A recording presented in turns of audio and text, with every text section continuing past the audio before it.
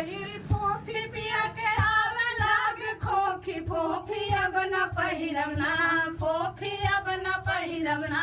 हमारी बुद्धि लारी कैया फोफी अब न पहिरब ना हमारी बुद्धि लारी कैया गलती अब न करबै ना हमारी बुद्धि लारी कैया गलती अब न करबै ना हमारी बुद्धि लारी कैया गलती अब न करबै ना बाली पिया बोलावे कहि के काली बाली अब न पहिरब ना बाली अब न पहिरब ना जब हम पहिरी बाली पिया बोलावे लागे गाली बाली अब न पहिरब ना बाली अब न पहिरब ना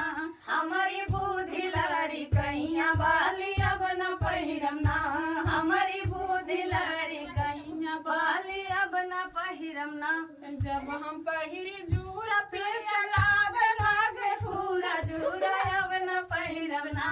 जूरा अब न पहिरब ना हमारी बुद्धि लारी कैया जूरा अब न पहिरब ना हमारी बुद्धि लारी कैया गलती अब न करबै ना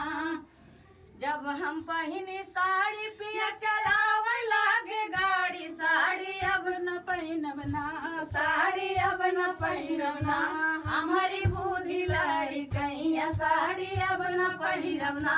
हमारी बुद्धि लारी कैया साड़ी अब न पहिनब ना हमारी बुद्धि लारी कैया गलती अब न करबै ना।